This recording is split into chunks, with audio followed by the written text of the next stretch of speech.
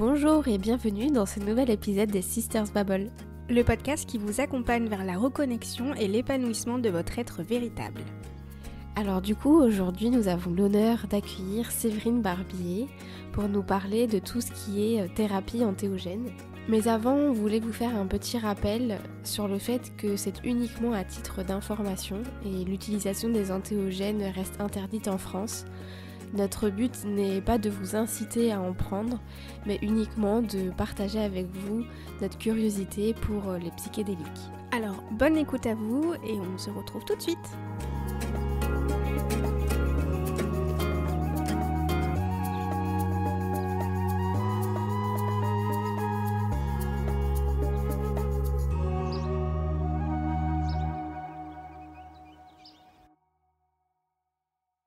Bon, et du coup, c'est parti. Bonjour. Bonjour Séverine, merci d'être notre intervenante du jour, la première de l'année, Oui. sur un sujet qui nous tient à cœur, qu'on a vraiment hâte de découvrir, qui sont les entéogènes. Merci beaucoup Sarah, merci Manel pour l'invitation. Avec plaisir. Alors peut-être qu'en premier lieu, tu pourrais te présenter pour toutes les personnes qui ne te connaissent pas encore. Ok, alors je m'appelle Séverine Barbier, je suis praticienne, donc je suis la fondatrice de l'hypnose transpersonnelle, une approche d'hypnose spirituelle qui est spécialisée dans l'exploration des autres vies, l'échange avec la conscience supérieure, les échanges avec les défunts et les soins énergétiques, etc., etc. C'est une approche holistique, spirituelle, très importante dans ma vie, mais également psychopraticienne en maïeusthésie, qui est du coup plus de l'ordre de la psychologie de la pertinence, qu'on utilise également quand même en hypnose transpersonnelle quand on fait des régressions, c'est-à-dire quand on va aller visiter le passé de nos consultants. Par ailleurs, je m'intéresse énormément au sujet qui semble être le cœur de ce podcast aujourd'hui, à savoir justement les thérapies assistées par psychédéliques, donc les entéogènes, aussi connus sous le nom d'entéogènes, et beaucoup en ce moment aussi à tout ce qui est une reconnexion à la nature. J'ai des projets aussi de permaculture, de maisons autonomes qui commencent à me titiller en ce moment. Voilà à peu près pour les grandes lignes de mes sujets d'intérêt du moment. D'une manière générale, je dirais que je suis très intéressée et que je me spécialise dans tous les états modifiés de conscience et la psychologie. Voilà. Du coup, petit rappel, tu as 2 comptes Instagram différemment. À chaque fois, on va le redire à la fin, mais il y a 2 comptes différents.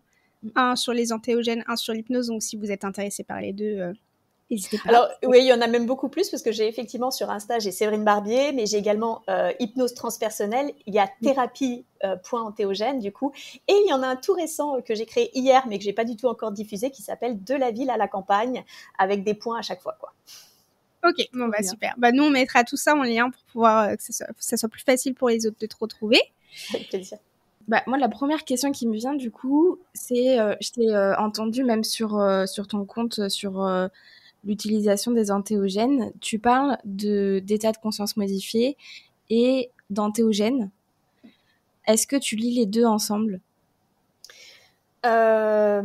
Oui et non, dans le sens où c'est deux choses différentes. C'est-à-dire que les états modifiés de conscience, on les appelle communément comme ça par facilité, mais en fait, ils sont rien de modifiés du tout, dans le sens où notre cerveau est composé d'ondes cérébrales dans lequel il va aller en fonction de nos activités. Donc forcément, si on est en état d'éveil, on va dire traditionnel, comme maintenant, on va plutôt être en onde bêta, alors que si on commence à s'intérioriser, on va aller plutôt en mode alpha, en mode theta, voire si on dort, on va aller plutôt en mode delta, donc le sommeil. Et si on apprend, on est dans dans une activité intense d'apprentissage, on va être plutôt en gamma. Donc en fait, ils sont jamais modifiés, nos états, puisqu'en fait, ils vont juste d'un état à un autre d'une manière très très naturelle. Mais on les appelle états modifiés de conscience par facilité, parce que c'est communément appelé comme ça. Maintenant, les thérapies assistées par psychédéliques, les thérapies entéogènes, qui utilisent du coup des substances pour atteindre certains états, en l'occurrence surtout les ondes θ, c'est un outil. Mais comme il y en a plein d'autres, c'est-à-dire que vous allez pouvoir atteindre ces états-là, les ondes θ ou les ondes alpha, qui sont du coup déjà des états de transe plus légers. Donc la transe, en gros, c'est ça. Souvent, quand on parle d'état modifié de conscience, c'est qu'en fait, on veut parler de transe. C'est un bien grand mot pour quelque chose finalement de très naturel. Mais la transe, peut s'atteindre avec de la méditation, peut s'atteindre avec de la respiration holotropique, peut s'atteindre avec, je ne sais rien, des chants, de la danse, du tambour, des bols tibétains, des bols de cristaux, des entéogènes, etc., etc. Donc, l'hypnose aussi, donc c'est justement un autre outil que j'utilise moi au quotidien dans ma pratique pour atteindre ces états modifiés de conscience. Mais il existe toute une palette d'outils qui sont utilisables pour atteindre ces états modifiés de conscience. Voilà, c'est juste que les entéogènes sont un outil parmi d'autres. Et du coup, qu'est-ce que c'est les entéogènes? Ce que j'ai compris, c'est aussi appelé champignons, c'est ça? Alors, les champignons, donc la psilocybine, si on reprend du coup le nom technique de la substance qui amène justement aux états modifiés de conscience, ce qu'on appelle les champignons magiques, c'est une des possibilités, mais en réalité, il en existe plein d'autres. Il existe la DMT, l'ayahuasca, il existe l'iboga avec l'ibogaïne, il va exister également tout ce qui est l'AMDMA et le LSD, qui sont elles deux des substances de synthèse, d'accord? Donc, il existe toute une gamme également dans les entéogènes de substances psychédéliques qui vont permettre justement d'atteindre ces états modifiés de conscience. Ok. Et chacune a son utilité, elles ne sont pas forcément utilisées de la même façon? Alors, c'est toute la recherche actuellement scientifique, c'est exactement le cœur de la recherche scientifique, c'est savoir quelles sont les substances pour quel, j'ai envie de dire, traitement, si on doit parler sur l'aspect du coup médical et scientifique. Moi, je vous avoue que c'est l'aspect qui m'intéresse le moins dans le sens où je ne suis pas psychologue, je ne suis pas psychiatre, je ne suis pas médecin. Donc moi, je m'intéresse plutôt au développement de l'âme, au développement spirituel, donc au développement mais également à la guérison de l'âme. Et ces substances ont effectivement toute une possibilité de guérison médicamenteuse, j'ai envie de dire ce qu'on va dire traditionnellement dans la médecine, c'est-à-dire la psychiatrie, la dépression surtout, c'est les TOC, etc., qui sont très, très, très intéressants en ce moment. Et puis, il y a un autre aspect, et je pense que c'est important de ne pas le différencier. En tout cas, ça, c'est mon point de vue. C'est vrai que, et je le comprends, c'est quelque chose, si on n'est pas formé à ça, qui peut être relativement... qui peut générer des complications, par exemple de psychose ou ce genre de choses, qui doit être suivi. Les personnes qui sont des accompagnateurs doivent être formées. Et en même temps, je ne pense pas qu'il faille limiter ces substances-là, les entéogènes, qu'à la partie médicale, parce que je pense qu'il peut y avoir un véritable apport de sens pour l'homme, pour son développement de l'âme, à savoir la guérison de l'âme, sa guérison psychothérapeutique, mais également son développement spirituel, l'ouverture de capacités. Moi, je sais que depuis que j'ai expérimenté les entéogènes, j'ai mes capacités qui se sont... j'avais déjà une très forte intuition, mais clairement, aujourd'hui, j'ai des niveaux de canalisation que je n'avais pas auparavant, en fait. Mmh. Bah, justement, ça me vient sur la question de comment tu en es venue à t'intéresser et à utiliser la thérapie entéogène pour ton développement spirituel, si j'ai bien compris. Oui. Alors, donc, ça fait très longtemps, ça fait, je pense, à peu près 7 ans, quelque chose comme ça, que je m'intéresse à tout ce qui est état modifié de conscience. Sauf qu'à l'époque, du coup, j'étais mariée à un homme qui n'appréciait pas ce genre de pratique, parce que c'était pas pour lui, tout simplement. Et moi, je pense que j'avais besoin à l'époque, peut-être, je touchais un peu à tout ça, donc, mais je débutais un peu dans tout ça, dans les états modifiés de conscience. Et de fait, je pense que j'avais besoin d'un soutien que je n'avais pas du coup avec cet homme-là, donc je m'y suis pas engagée. Et j'ai finalement choisi une voie, alors qui peut sembler pas du tout traditionnelle pour la plupart des gens, mais qui du coup était quand même beaucoup plus conventionnelle parce que de plus en plus acceptée, à savoir l'hypnose. Voilà, l'hypnose spirituelle. Donc, je me suis véritablement engagée à corps perdu, à corps, âme, à esprit perdu dans cette voie-là, jusqu'à fonder du coup l'hypnose transpersonnelle.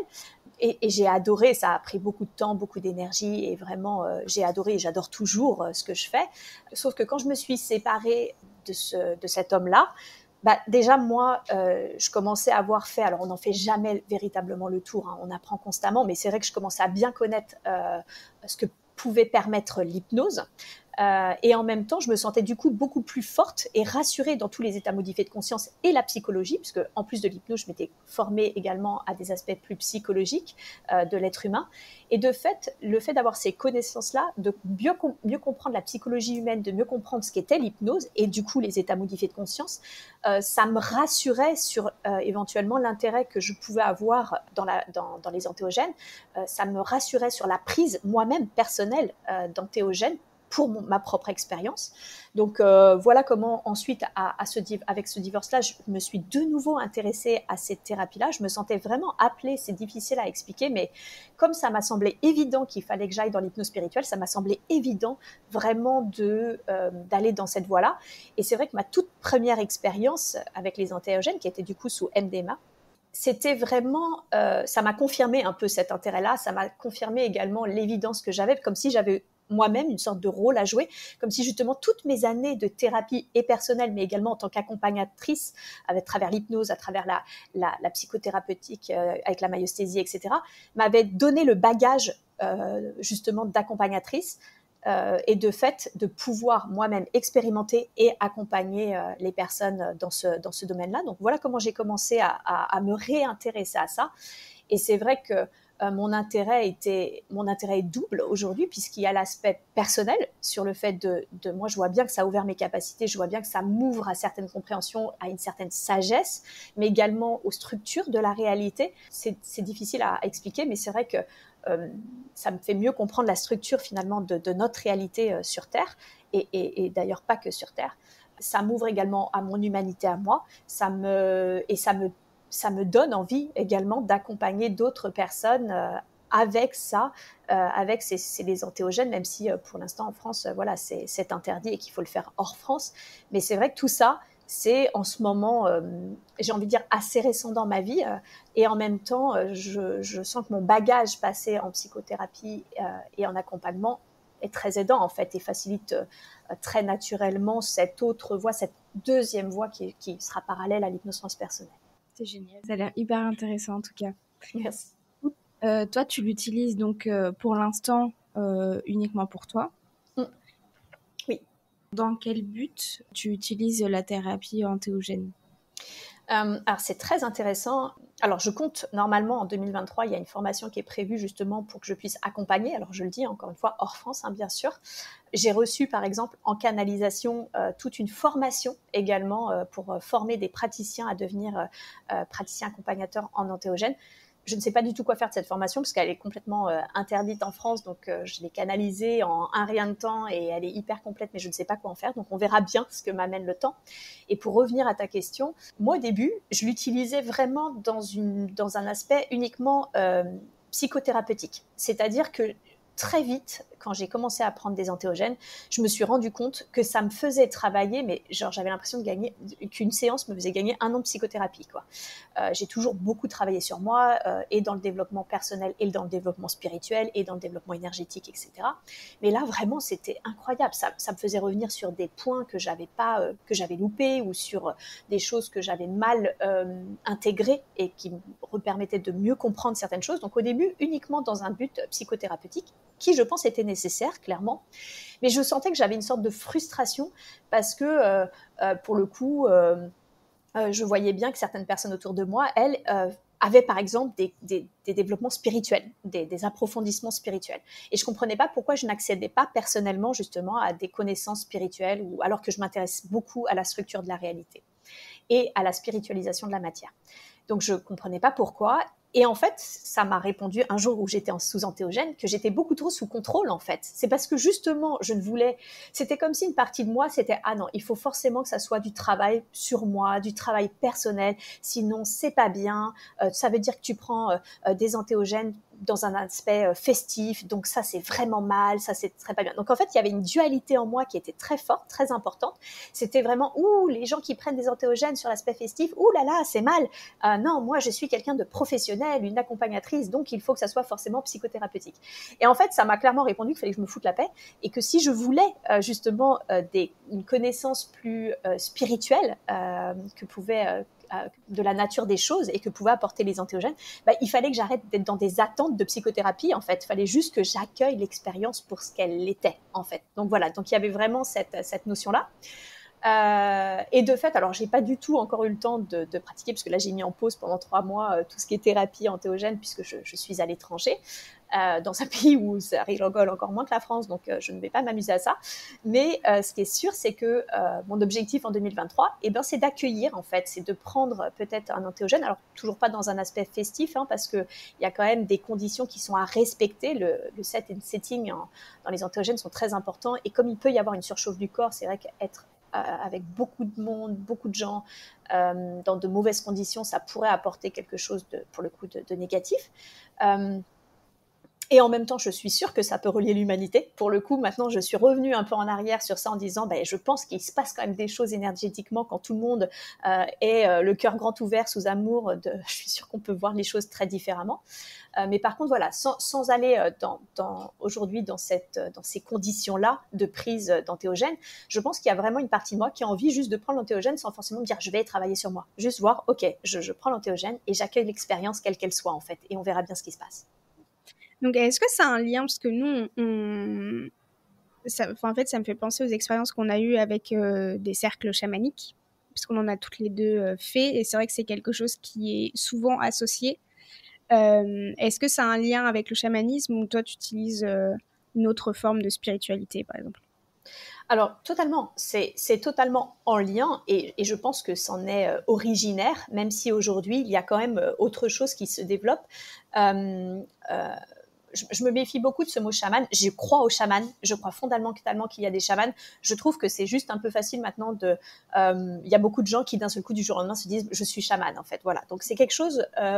Qu'est-ce que chaman en fait? C'est quoi? C'est un accompagnateur? C'est un guérisseur? Il faut me définir juste le mot chaman, parce que dans ce cas-là, à ma façon, je suis peut-être une néo-chamane. Dans ce cas-là, je le dis pas comme ça, mais c'est vrai que moi aussi, dans ce cas-là, je fais des accompagnements d'âme, etc., etc. Donc je me méfie du mot chaman qui peut-être aujourd'hui a été un petit peu dévié de son sens originel.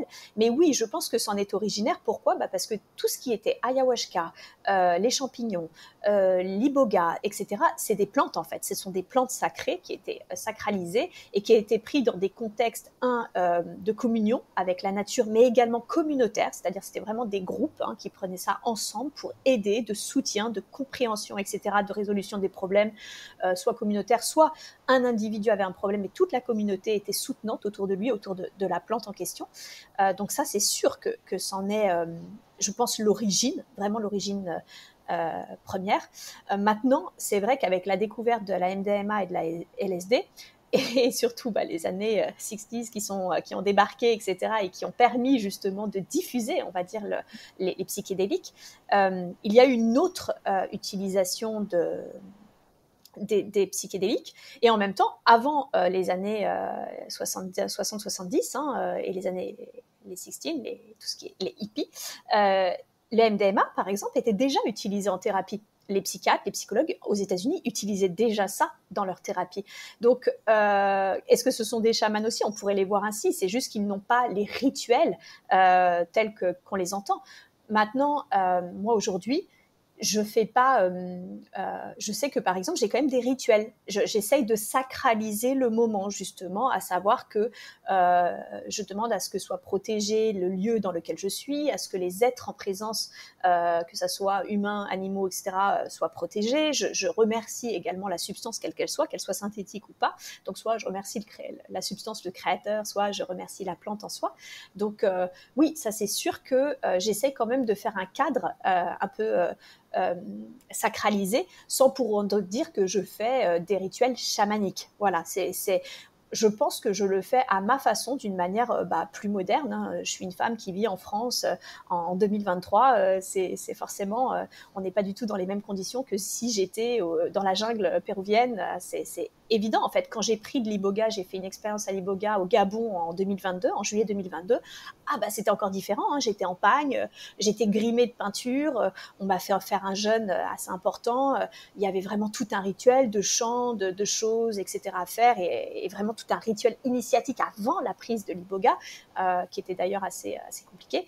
Là, vraiment, j'ai été pour le coup vraiment dans une retraite chamanique au sens propre du terme.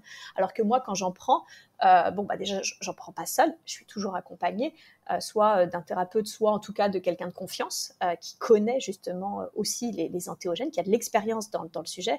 Je pense qu'il faut éviter les prises seules parce que s'il y a des moments quand on est en transe et surtout avec les substances qui peuvent être très difficiles, très compliquées, et je pense qu'il faut vraiment à ce moment-là être sûr d'avoir un soutien à côté. Ça, c'est important de le savoir.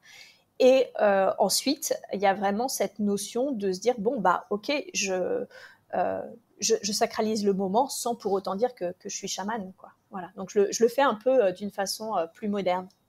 Oui, du coup, en fait, tu utilises vraiment la thérapie entéogène, on va dire un peu à domicile, seule, mais accompagnée d'une personne. C'est pas à chaque fois dans un cercle, dans un rituel chamanique avec vraiment une personne extérieure. C'est toi qui décides de faire cette utilisation-là. Oui. À ce jour, le seul cercle chamanique sous entéogène que j'ai fait, je l'ai fait avec des amis qui sont eux-mêmes extrêmement tous très spirituels. Alors c'est marrant parce qu'on est tous dans les états modifiés de conscience, mais dans des états modifiés de conscience très différents. L'hypnose transpersonnelle, les sorties hors du corps, vraiment tous les médiums, etc. Donc on est tous dans des états on s'intéresse tous à la spiritualité, tous aux états modifiés de conscience, mais dans des milieux très différents. Et on a eu l'envie, justement, vu qu'on était amis, qu'on se faisait confiance, d'essayer justement de la psilocybine, donc des champignons magiques ensemble. Et c'était, là pour le coup, on l'a fait chez moi, du coup, dans mon salon, mais en cercle, on s'est vraiment posé en cercle, tout le monde avait emmené ses petits tapis de yoga, ses petits trucs, on s'était mis bien dans des doudous, etc. On avait jeûné toute la journée, on a fait un rituel d'ouverture, de cérémonie, etc., etc. Et c'était super en fait, parce qu'on était entre personnes de confiance, et ça s'est extrêmement bien passé. Voilà, parce que après moi je commençais à connaître aussi un petit peu tout ce qui est dosage et tout, donc comme eux c'était la première fois, on avait pris des doses très soft pour une première, etc.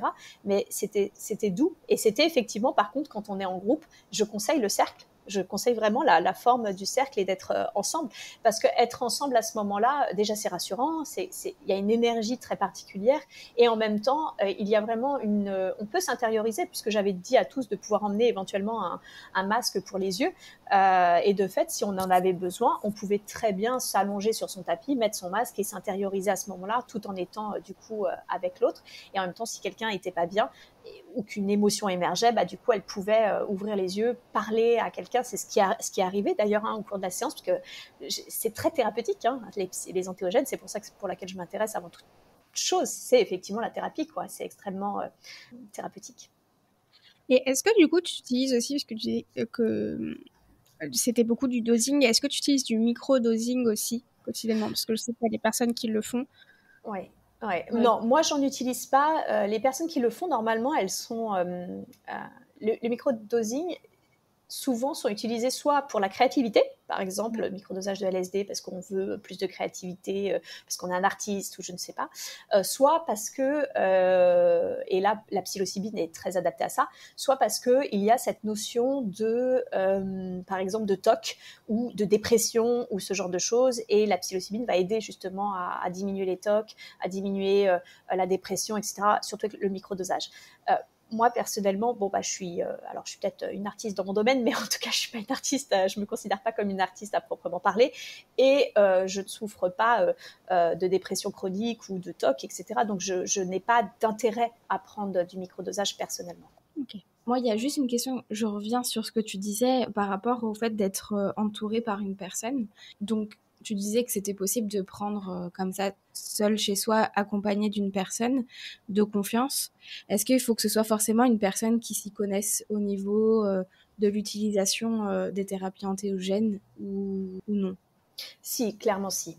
À minima, c'est vraiment ça me semble être essentiel et important. À minima, la personne doit être thérapeute pour moi, la personne qui vous accompagne, elle doit faire de la thérapie, elle doit avoir des bases d'accompagnement thérapeutique parce que ça suffit pas juste d'avoir son petit copain, son petit chéri ou sa sœur, ou vous voyez ce que je veux dire. C'est vraiment, ça ne suffit pas parce que si d'un seul coup, c'est ce que j'ai dit, c'est extrêmement thérapeutique, mais ça peut être aussi extrêmement bouleversant. C'est-à-dire qu'on va atteindre parfois un travail personnel profond, ça peut faire ressurgir certaines choses, et si on n'est pas accompagné de personnes compétentes qui à minima sont dans l'accompagnement psychothérapeutique, ça me semble difficile en fait. Ça me semble extrêmement difficile parce que on le voit bien dans la vie de tous les jours. C'est-à-dire qu'on va parler à notre meilleure amie et on va lui dire quelque chose et elle est là pour nous écouter, elle va aller dans notre sens, elle va aller abonder dans notre sens. C'est sympa, sauf que c'est sympa dans les petits problèmes, les petits bobos du quotidien. Quand d'un seul coup, il y a quelque chose qui vraiment fondamentalement structure notre pensée psychologique ou notre pensée émotionnelle et qui est attaqué ou qui est touché, on a besoin de savoir qu'il y a quelqu'un à côté qui peut nous accompagner, qui peut nous aider à mieux comprendre ce qui s'est joué pour nous. Et parce que vraiment, on pourrait perdre pied en fait. Il y a quelque chose de l'ordre de pouvoir perdre pied. Moi, ça m'est déjà arrivé au cours d'une séance de voir que ça avait démonté complètement les connaissances que j'avais en termes de structure de la réalité. Vraiment la structure de la réalité terrestre, et j'ai eu l'impression de perdre pied, littéralement. Alors, ce qui m'a aidé, c'est que la personne qui m'accompagnait, parce que je l'ai dit, je ne le fais jamais seule, était également et dans l'accompagnement et connaissait les antéogènes. Et ça me semble être important parce que être même dans l'accompagnement, c'est bien, mais pour moi, c'est même pas suffisant parce que tant que la personne, elle n'a pas saisi la beauté de ce que peut permettre ce genre de substance et en même temps toutes les profondeurs et les ombres qu'elles peuvent permettre de faire émerger, elle ne pourra jamais véritablement vous comprendre. Et ce qui m'a aidée, c'est que la personne était dans l'accompagnement, mais qu'elle-même avait vécu ensuite des choses qui n'étaient pas drôles en fait sous antéogène. Et c'est pour ça que cette personne-là pouvait me comprendre. D'accord ? Donc c'est vraiment pour moi essentiel que la personne, elle soit dans les antéogènes à minima, mais qu'elle soit dans les antéogènes, c'est le mieux, mais qu'elle soit dans l'accompagnement, c'est un minima. Pour moi, c'est vraiment une condition de base, en fait. Ouais, puis un peu ce que tu disais qui me semble hyper important, c'est que ça peut faire surgir des choses magnifiques, mais ça peut aussi faire ressurgir des ombres très puissantes. C'est ça. On est tous, et il n'y a vraiment pas de jugement à avoir, on est tous composés de lumière et d'ombre. On a ça en nous, tous, d'accord ? Et c'est pas un souci. Le problème, c'est que là où on en est, au notre niveau de conscience, vraiment le set and setting est très important quand on prend une substance. C'est-à-dire, quelles sont les conditions extérieures dans lesquelles sont pris les antéogènes ? Est-ce que le lieu est joli ? C'est très important. Est-ce qu'il est calme ? Est-ce qu'il y a de la musique adaptée ? La musique va énormément aider pendant une cérémonie. Est-ce que on est bien installé ? Est-ce que c'est sécurisant là où on est ? Donc déjà, est-ce que justement il y a un accompagnateur qui est thérapeute et qui connaît ce que c'est que les antéogènes ? Tout ça, ça va être justement le cadre extérieur. Mais il y a également le cadre intérieur. Est-ce que c'est ma première fois ? Parce que si oui, déjà, il va y avoir des peurs. Qu'on le veuille ou qu'on ne le veuille pas, il va y avoir des peurs. Est-ce que en ce moment, je me sens pas bien ? Ça veut dire qu'intérieurement, on est moyen, on est plus proche de nos ombres que de notre lumière, en fait. Et ça, vous pouvez prendre 2 fois la même substance. Si vous avez 2 états d'esprit différents, vous n'aurez pas du tout les mêmes expériences parce que ça va vous mettre en lumière là où vous en êtes aussi à ce moment-là dans votre vie, en fait, sur ce que vous avez à travailler. Donc, c'est vrai que si vous êtes dans un moment de votre vie où c'est pas terrible, vous avez intérêt à avoir un environnement, un cadre extérieur qui est déjà béton, en fait, parce que potentiellement, ce que vous allez vivre à l'intérieur, voilà, ça va être dur. Maintenant, être bouleversant, ça ne veut pas dire forcément être traumatisant. Ça devient traumatisant quand, pour moi, il y a 2 choses. Ça veut dire qu'il y avait, la personne perd pied complètement et n'arrive pas à revenir. Pourquoi ? Parce qu'en fait, il y avait de la psychose en elle. Il y avait vraiment un déséquilibre psychique très important qui a juste été mis en exergue avec les substances. D'accord ? C'est pour ça que moi, je pense que les personnes qui ont des problèmes psychologiques forts, graves, etc., doivent éviter de prendre ce genre de substances. En tout cas, clairement, pas sans assistante médicale. Clairement, là, c'est des médecins, des psychiatres qui sont les mieux adaptés à ce genre de profil. Et deuxièmement, il y a cette notion aussi de si je sens qu'il y a des ombres qui émergent, ne pas les fuir, en fait. Être bouleversant, ça ne veut pas dire traumatisant. Si c'est bien accueilli, si par ailleurs on est bien accompagné, au contraire, ça vraiment, ça peut être une voie de guérison en fait. C'est de comprendre que parfois, il faut arriver, ne pas fuir ses ombres, arriver à traverser ses ombres, arriver à traverser ce moment qui est pas très agréable. Et finalement, l'expérience, même pendant l'expérience, finit par se transformer. Des fois, c'est même pendant l'expérience, on connecte quelque chose déjà de très sombre et finalement, ça se transforme en quelque chose de lumineux. Et même si ça se transforme pas sur le moment, eh bien, potentiellement, on vit des fois des choses difficiles, bouleversantes, mais qui, à terme, finissent par... Il y a des compréhensions qui se font, il y a des intégrations qui se font, et finalement, on atteint d'autres stades de compréhension, que ce soit pour notre développement psychique, personnel, émotionnel, ou que ce soit pour notre développement spirituel. Et qu'est-ce qui se passe concrètement? Est-ce que tu as l'habitude d'écrire? Est-ce que tu l'enregistres pour réécouter derrière? Est-ce que tu discutes avec la personne? Comment est-ce que tu utilises tout ce que tu as vécu? Alors, ça dépend. Au début, j'étais très, comme je l'ai dit, psychorigide, genre thérapie. Donc, systématiquement, après chaque séance, je me faisais une audio. Déjà, il y a eu des expériences qui étaient plus ou moins concrètes, parce que... et ça va répondre à une question que je me rends compte que j'ai oublié de répondre. J'en suis venue aux entéogènes parce que aussi j'ai un mental très fort, extrêmement fort. Et que du coup, je ne suis pas une très bonne consultante en hypnose. J'y arrive maintenant parce que la force de l'expérience, donc j'arrive maintenant à me mettre en hypnose et j'ai même réussi à ce qu'on fasse une séance et ça a fonctionné, ce qui n'était pas du tout le cas au début de ma pratique. Mais je suis quand même pas une cliente idéale, j'ai envie de dire. Donc je m'étais dit, avec les substances, c'est bon, quoi. Là, c'est sûr, ça va lâcher. Même pas. Parce qu'au début, j'arrivais même encore à contrôler la substance tellement mon mental était fort. C'est pour ça qu'il y avait aussi quand même tout un travail de lâcher prise à générer. Donc, au début, ce côté un peu psychorigide de c'est professionnel, je suis une thérapeute, il faut du coup que j'accompagne, etc., faisait que j'enregistrais tout. Puis je me suis aperçue qu'il y avait des trucs qui n'étaient pas dingues parce que je contrôlais tellement qu'en fait, la substance... j'aurais fumé un bédo que ça m'aurait pas fait beaucoup plus d'effet en fait. Donc vraiment, je m'étais dit, ok, super, génial, la fille arrive quand même à surmonter les antéogènes. Donc j'ai quand même un peu lâché ça. Maintenant, j'enregistre quand je vois qu'il y a des expériences vraiment clés, essentielles dans ma compréhension psychique, émotionnelle ou spirituelle. D'ailleurs, je suis un peu à la bourre parce que là, j'avais mis ça un peu de côté, mais j'en ai 2-3 à raconter sur ma chaîne YouTube sur le sujet. Mais voilà, ça, je le fais plus systématiquement, mais des fois, l'expérience est tellement riche qu'écrire, c'est compliqué tout de suite, en fait. Donc, je préfère enregistrer parce que comme ça, je déballe tout ce qui me vient, etc.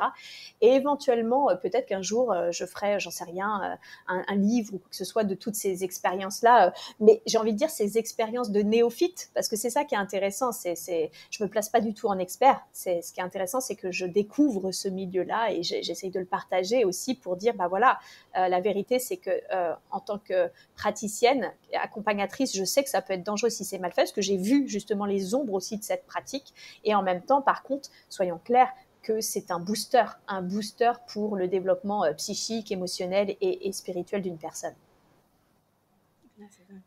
Quand tu parlais de ton mental, comment tu as fait du coup pour réussir à, on va dire, le mettre de côté? Alors, j'ai toujours pas réussi. Je suis en cours. Je crois que ça va être un travail de toute une vie. Et en même temps, je suis persuadée, intimement persuadée, que ce mental me sert énormément dans toutes mes approches. Parce que finalement, l'hypnose transpersonnelle, et j'ai envie de dire, le fait que ça soit une approche extrêmement complète, vient du fait que j'avais un mental tellement fort que je voulais être sûre d'avoir une approche qui réussisse pratiquement à 100%. Et c'est pour ça que dans l'hypnose transpersonnelle, il y a un pré-talk qui est béton. Vraiment, je le dis dans la formation, le pré-talk patate, où j'explique bien ce que ce n'est pas, qu'est-ce que le mental, comment on le lâche, etc., pour qu'un maximum de personnes puissent vivre l'hypnose transpersonnelle par soi-même et comprendre ce qu'est le mental et le lâcher, du coup. Donc, je suis intimement persuadée que si je n'avais pas eu ce mental, je n'aurais pas écrit cette formation telle que je l'ai écrite. Et de fait, je suis en train de réaliser que c'est parce que j'ai toujours ce même mental très puissant que j'ai commencé à mieux comprendre finalement comment j'en étais arrivée à pouvoir surmonter des fois des doses de LSD, par exemple, où mon ami me regardait en me disant « Non, mais là, c'est pas possible, tu n'es pas censé pouvoir être debout, en fait, pas avec ce que tu viens de prendre. » Et moi, j'étais en mode « Non, écoute, j'ai faim, est-ce qu'on cuisine? C'est parti. » Et en fait, c'est parce que j'ai compris justement que je lâchais pas, que je lâchais rien. Et le fait de comprendre ça me permet maintenant aussi tout comme je l'ai fait avec l'hypnose transpersonnelle, je sens que dans mon accompagnement, je vais pouvoir bien expliquer les travers du mental, ce qu'il peut essayer de faire en fait. Et de fait, je sais que ça servira à mon accompagnement futur en fait. C'est évident. Donc je suis en train, j'ai mieux compris mes mécanismes et tout doucement, je suis en train de lâcher. Ouais, en fait, je posais cette question-là parce que je sais que avec Sarah, pour Sarah, c'est quelque chose de très, très difficile. Et on l'a même vu pendant la séance d'hypnose transpersonnelle. Ouais, c'est très dans la vie de tous compliqué. les jours, c'est assez difficile de le mettre de côté. Et c'est quelque chose qui lui pose problème. Comme tu dis, c'est dans certaines expériences, c'est très limitant, dans d'autres, c'est extrêmement aidant. Donc ça. C'est ça. C'est ce qui fait que moi, je suis hyper, par exemple, synthétique et très organisée, etc., qui fait que je peux monter très facilement tout un module de formation parce que dans ma tête, c'est très synthétique, ça s'emboîte tout de suite. Par contre, effectivement, dans l'aspect intuitif, alors, j'ai une chance dingue, c'est que je suis très intuitive, mais au quotidien. C'est-à-dire, c'est d'une manière permanente et depuis toujours. Par contre, si je veux canaliser, me concentrer sur quelque chose en particulier, c'est là où ça me fait défaut. Mais l'expérience, encore une fois, c'est la pratique qui fait qu'on y arrive. Il m'a fallu 5 ans, mais aujourd'hui, moi, je peux rentrer en hypnose. On me l'a fait, ça a très bien fonctionné. Aujourd'hui, je canalise. Ça me demande beaucoup d'énergie et de concentration et de détente, une profonde méditation. Mais je peux le faire, en fait. J'y arrive. Et puis, des fois, d'un seul coup, ça vient tout seul. Je canalise, comme je vous l'ai dit, j'ai canalisé cette formation parce que j'étais en état modifié de conscience et boum, d'un seul coup, j'ai commencé à canaliser la formation sur les entéogènes sans le vouloir en fait. C'était pas du tout quelque chose que j'avais prévu, d'autant plus que pour l'instant, il est impensable de faire une formation en France. Donc, et que je suis même pas moi-même formée en fait. C'est ça qui m'a rendue dingue, c'est que j'avais tout le plan de formation sans avoir été formée à certaines choses et que je sais qu'ils vont venir prochainement en fait de diverses manières, même si là c'est vrai que tout ce que je lis et tout ce que j'expérimente personnellement me font comprendre beaucoup de choses et viennent remplir justement, j'ai envie de dire, les cases de la formation. Et du coup, par rapport à ça, tu t'informes, ça va être à travers des livres, parce que je sais qu'il y a beaucoup de ta propre expérience, mais où est-ce que tu préfères prendre les informations aussi? C'est éventuellement d'autres professionnels, ça va être des livres, des vidéos aussi? Alors, l'échange déjà, ça c'est clair, l'expérience. Je suis, pour moi, quelqu'un qui veut être formé, accompagné à ça ou qui s'intéresse à ça, c'est l'expérience. Il n'y aura rien de tel que l'expérience pour comprendre ce qui peut être vécu et la richesse de ce qui peut être vécu, comme je l'ai dit, comme les ombres qui peuvent être déterrées. Les livres, on a de la chance, alors évidemment beaucoup moins qu'en anglais. Si vous lisez en anglais, alors là tant mieux pour vous parce que là vous avez absolument tout un panel, mais en France ça commence beaucoup à arriver, hein. On a la chance d'avoir des livres de Olivier Chambon, Jocelyn Morisson, on a également je voudrais pas prononcer mal son nom, c'est Stephen Schelling, je crois, Schellinger, ou je sais plus trop comment, je suis très nulle à ce genre de... j'ai une légère dyslexie qui fait que ça ne m'aide pas du tout. Stéphane, comment il s'appelle? Je vais peut-être pas le trouver tout de suite. Dommage. Je vous le donnerai en nom et vous pourrez le mettre sur les... Voilà. Mais il y a tout un tas de personnes, ou même Stanislav Grof, les livres sont en français. Il y a beaucoup de personnes qui ont été traduits, qui commencent à être traduits, beaucoup de livres qui commencent à être traduits et qui viennent en France et en francophonie, qui traitent du sujet. Donc aujourd'hui, vraiment, ça commence véritablement à s'ouvrir. Il faut vraiment comprendre qu'on est très en retard en France, parce que dans le reste du monde et aux États-Unis et en Europe, c'est beaucoup plus ouvert à ça et on sent que la législation est en train de changer. La France est très fermée à ça, mais c'est parce qu'on est vraiment très très à la bourre par rapport à certains pays. Donc c'est aussi pour ça que ça revient beaucoup sur le devant de la scène en ce moment. Oui, parce que dans certains pays, ça fait déjà bien longtemps que... Oui, et les recherches ont repris, en fait. Les recherches aux États-Unis, les recherches ont repris.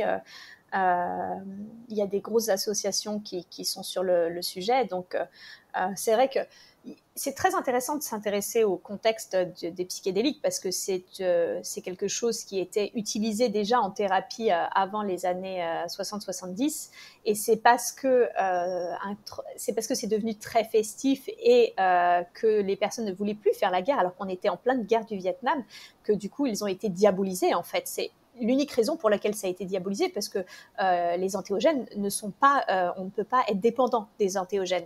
Et les antéogènes en plus, type par exemple iboga, ayahuasca et tout, c'est honnêtement tellement dégueulasse à prendre qu'il n'y a pas de dépendance possible en fait. Je veux dire, moi rien que quand je repense à mes cérémonies à l'iboga, j'ai envie de vomir en fait. J'ai un ancrage et un haut de cœur qui est tellement puissant alors que ça m'a emmené dans des choses incroyables, dans des expériences incroyables.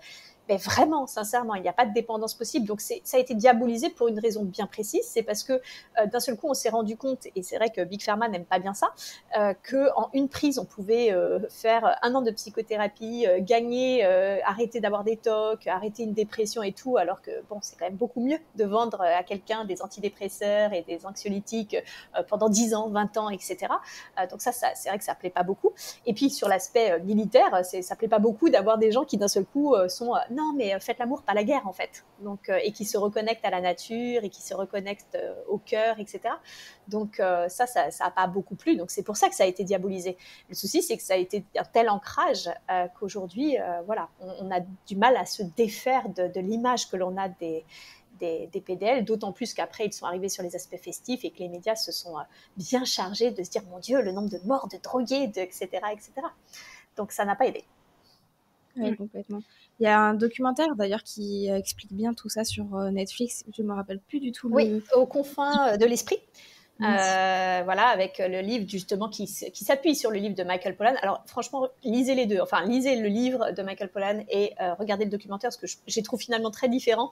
Mais les deux sont absolument passionnants et expliquent justement bien aussi tout ça. Moi, s'il y a un livre aussi que j'ai beaucoup aimé, c'est celui d'Olivier Chambon qui s'appelle Médecine psychédélique et qui explique bien aussi qui parle bien un peu de toutes les substances, de toute la panel des substances. Quels sont les autres livres que j'ai beaucoup aimés? Après, c'était des livres plus spécifiques sur l'iboga, par exemple. Il y a un livre qui s'appelle Bois sacré, si vous vous intéressez à l'iboga, qui est très sympa, etc. Enfin, vraiment, il y a toute une panel aujourd'hui, toute une bibliographie en français intéressante, en tout cas. Ouais, parce qu'en France, c'est vraiment interdit. Ça va pas être même de manière thérapeutique. Ça peut pas être prescrit. Ça va être aux États-Unis. Aujourd'hui, totalement interdit et tout. Maintenant, je pense que c'est vraiment, il y a des personnes qui travaillent pour. On est vraiment dans une période un peu charnière et compliquée dans le sens où on voit bien que ça s'ouvre à peu près partout dans le monde. Donc, il y a quelque chose qui s'ouvre à ce niveau-là. Et en même temps, si vous intéressez au sujet, très vite, vous allez entendre parler de quelqu'un qui s'appelle Timothy Leary. Et Timothy Leary est un homme, c'est celui qui a dit non mais tout le monde, absolument tout le monde sur Terre doit prendre du LSD parce que comme ça il n'y aurait plus de guerre et on aurait la reconnexion à la nature. Et c'est beaucoup de personnes, enfin un certain nombre de personnes estiment que c'est à cause de lui que du coup les drogues ont été diabolisées. Et en même temps, d'autres personnes vous diront oui, mais si tout le monde n'avait pas pris de LSD à l'époque, il n'y aurait pas une deuxième vague aujourd'hui qui s'intéresserait parce que finalement, toutes les personnes qui sont en train d'essayer de réouvrir, c'est des personnes qui ont pris du LSD à l'époque et grâce à lui, en fait. Donc voilà. Donc, bon, il y a beaucoup de débats sur tout ça. Je ne rentrerai pas dans le sujet. Je ne connais pas toutes ces personnes. Donc moi, personnellement, je n'ai pas d'avis. Je suis beaucoup trop jeune pour avoir un avis sur le sujet et beaucoup trop inexpérimentée. En revanche, ce qui est intéressant et ce que je constate, c'est que j'ai l'impression en France que l'on marche sur des œufs. Parce qu'il y a vraiment cette notion de ne pas se faire cramer. C'est-à-dire, ça s'ouvre, donc si on s'y intéresse, il faut y aller. Et en même temps, il faut y aller tranquillement parce qu'on n'a pas envie d'être le prochain Timothy Leary qui a diabolisé le truc parce qu'on a communiqué à tout va et d'une mauvaise façon sur le sujet en disant « Oui, tout le monde doit prendre de la drogue, c'est génial ». alors qu'on sait qu'il vaut mieux être accompagné quand même. Ça, c'est la première chose. Et puis, il y a cette notion aussi de se dire, on ne veut pas passer pour des illuminés perchés. On veut quelque chose, voilà. Donc, il y a cette notion de, moi, où je dis vraiment, ce serait dommage de laisser ça que à la médecine. Je pense que vraiment, c'est beaucoup trop important et qu'il y a tellement d'applications possibles, et aussi dans le développement spirituel, que des personnes qui sont formées à la thérapie et qui sont dans le milieu spirituel peuvent et devraient, pour moi, s'approprier ça aussi, d'accord, qu'il n'y a pas une classe plus qu'une autre qui devrait s'approprier ça. Et en même temps, quand on est un peu dans le milieu spirituel, il y a cette notion de « Ah ouais, non, mais laisse tomber, lui, il est grillé, elle est grillée, il est trop perché, quoi, trop perché. » Voilà, donc en France, on marche un peu sur des œufs parce que voilà, il y a un petit peu on en est un petit peu là. Après, de toute façon, dans le domaine spirituel, nous, c'est vraiment ce qu'on a remarqué. On en parle de plus en plus depuis quelques mois, et c'est vrai que même pour l'hypnose, dès qu'on dit on fait de l'hypnose, c'est assez connu, reconnu, mais dès qu'on dit que c'est de l'hypnose spirituelle, il y a tout de suite autre chose qui... Ouais. Voilà. Bien sûr. Spirituel qui débarque, il y a tout de suite un décalage qui peut se faire. C'est assez impressionnant. C'est ce qui surprend un petit peu les personnes parfois qui viennent faire mes formations en hypnose transpersonnelle, parce qu'il y a vraiment cette notion de waouh, tu as réussi à faire quelque chose d'extrêmement carré et organisé. Merci mon esprit justement et mon mental, mon esprit synthétique et mon mental, d'un domaine très spirituel en fait. Et en fait, je crois vraiment, et je remercie du coup mon parcours personnel, puisque moi je suis une ancienne directrice générale d'université d'enseignement supérieur privé en fait. Donc je viens d'un milieu de cadre sup qui en plus était dans l'enseignement, où c'était extrêmement carré, parce qu'on avait justement des RNCP, des dossiers, des choses à respecter. Quand on est DG, on a des actionnaires, donc on a des comptes à rendre, etc. Donc ça a fait de moi aussi quand même quelqu'un d'extrêmement analytique, extrêmement carré. Et j'ai eu l'avantage, l'immense cadeau d'être éveillée à la spiritualité. Donc, de fait, cette combinaison des deux, et cet intérêt pour les plans subtils, pour ces états modifiés de conscience et tout combiné à mon esprit analytique, ça a fait quelque chose qui parle de spiritualité tout en essayant d'avoir un petit peu les pieds sur terre. Parce que, encore une fois, il y a de tout. Il y a vraiment de tout. Mais comme je crois que, parce qu'il y a de tout être humain et qu'on a besoin de choses très différentes les uns des autres, on ne peut pas se nourrir des mêmes choses. Ouais. Oui, puis au final, en fait, pour les esprits un peu cartésiens, la façon dont tu peux expliquer les choses, que ce soit pour l'hypnose transpersonnelle ou même la thérapie entéogène, ça fait, on va dire, entre guillemets, moins perché. Et c'est plus facile à comprendre. Paraît-il. Ouais, je pense que ça aide. Ouais, ça aide bien. Moi, j'ai juste une petite question par rapport aux contre-indications, de ce que j'ai compris, parce que tu les as un petit peu mentionnés. J'ai l'impression que c'est un peu la même chose que l'hypnose en général. Donc, il y a certaines pathologies où il faut vraiment que ça soit extrêmement encadré, etc. Parce que ça peut donner des choses, comme tu dis, des pardons qui ressortent, qui sont très difficiles à gérer. Est-ce qu'il y en a d'autres, corporellement même parlant, peut-être Alors, ok, c'est très intéressant comme question et je te remercie. Et en même temps, j'irai pas très loin, encore une fois, et je crois que c'est important de savoir qui l'on est, quelles sont ses responsabilités et où elle commence, où elle s'arrête. Je ne suis pas médecin, je ne suis pas psychologue, je ne suis pas psychiatre. Et de fait, tout ce qui touche au médical et aux pathologies, je vais pas mettre le doigt dedans, d'accord ? Déjà parce que j'ai pas envie de me faire attaquer bêtement. Deuxièmement, parce qu'en fait, c'est pas mon domaine, c'est pas mon milieu. Moi, je m'intéresse à la guérison de l'âme, au sens de la vie et au développement personnel et spirituel. Voilà, au mieux-être d'une manière générale de la personnalité et de l'âme. Voilà mon domaine de compétences. Pour ça, j'utilise les états modifiés de conscience, quels qu'ils soient, l'hypnose, les sorties du corps, les les entéogènes, etc. Pourquoi je dis toujours en hypnose transpersonnelle, par exemple, ne prenez pas des personnes qui ont des troubles de bipolarité, qui souffrent de troubles de bipolarité, ou des personnes qui souffrent de schizophrénie. Pourquoi ? Parce qu'on n'est pas médecin, en fait, justement. On n'est pas médecin, on n'est pas psychiatre, etc. Et que si d'un seul coup, il y a une décompensation qui arrive, on ne saura pas la gérer. C'est aussi simple que ça. Donc moi, quand je dis ça, quand je prône ça, je cherche à protéger concrètement mes stagiaires, en fait, tous les praticiens que j'ai formés, et moi-même, et cette approche, en fait. C'est important, parce que légalement, on n'a pas le droit, en fait. Voilà, on ne peut pas poser de diagnostic, on ne sait pas accompagner ce genre de personnes, et que les professionnels de la santé sont vraiment les personnes les plus adaptées pour elles. je pense quand même, de toute façon, sans rien y connaître, du coup, je précise, mais ça, c'est mon avis personnel, du coup, que je donne, que surtout avec une thérapie entéogène, je veux dire, en hypnose, éventuellement, je compte jusqu'à 5. À 5, tu vas revenir à ton état d'éveil normal. Une fois que tu as pris la substance, potentiellement, il va falloir attendre 5 heures. Hein, d'accord ? Donc, c'est quand même pas du tout les mêmes règles du jeu. Et si la personne, par exemple, elle avait des troubles, des psychoses, voilà, il y a de la psychose en elle, elle souffre de psychose, et que ce n'était pas révélé, ça peut être révélé à ce moment-là, en fait. Donc, ça pourrait vraiment faire une décompensation psychique très importante qu'on ne saurait pas gérer, en fait. Il faut assumer ensuite toute sa vie d'avoir généré une décompensation psychique chez quelqu'un, en fait. C'est vraiment c'est quelque chose de difficile. Ça, c'est la première des choses sur tout l'aspect psychologique.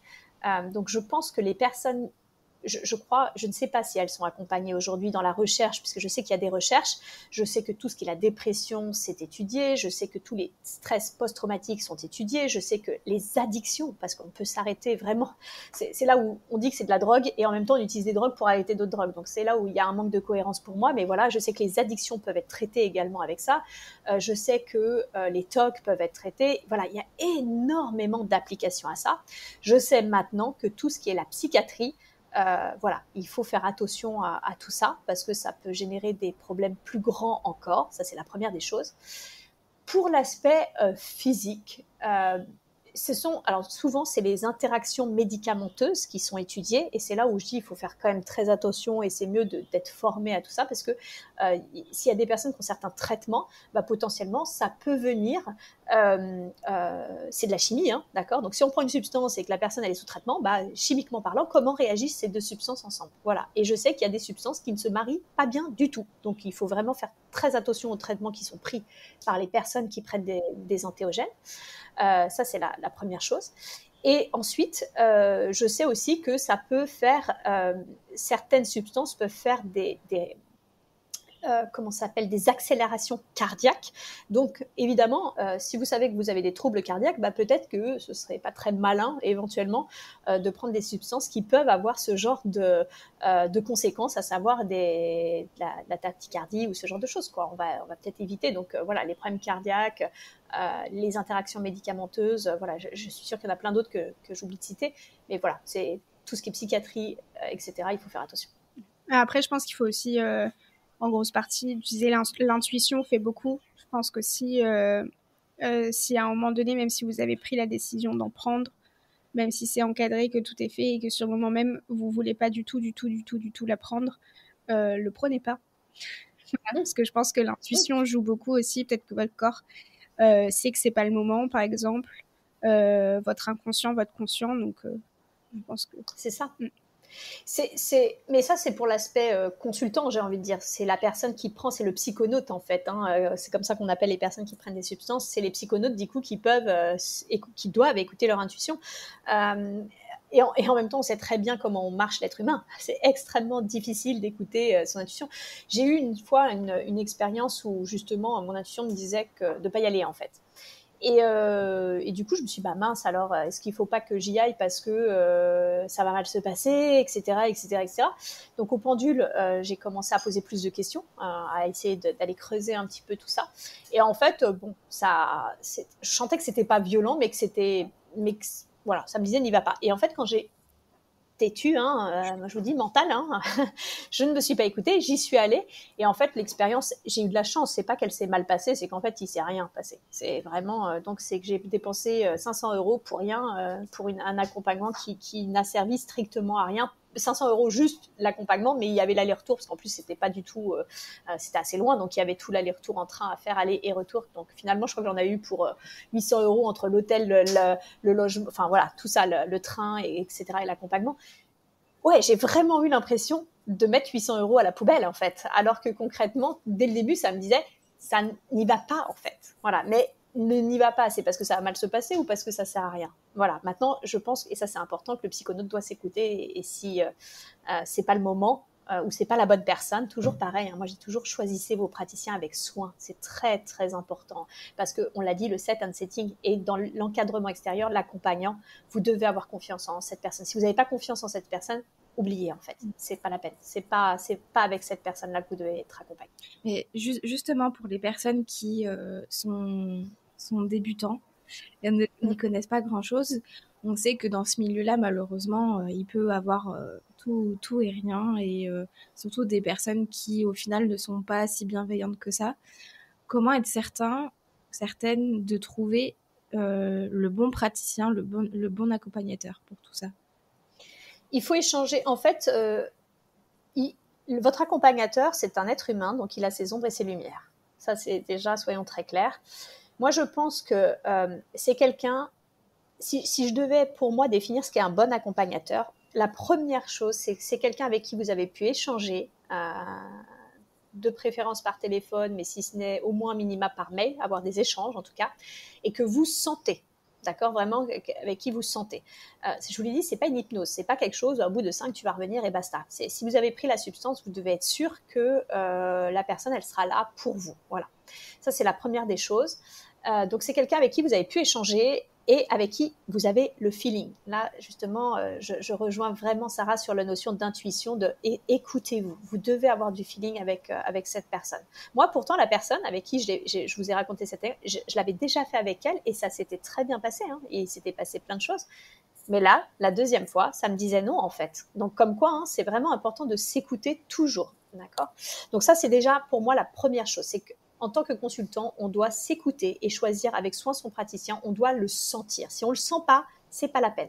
On doit sentir le moment aussi, d'accord ? C'est peut-être le bon praticien, mais c'est peut-être pas le bon moment. Donc il faut savoir aussi s'écouter.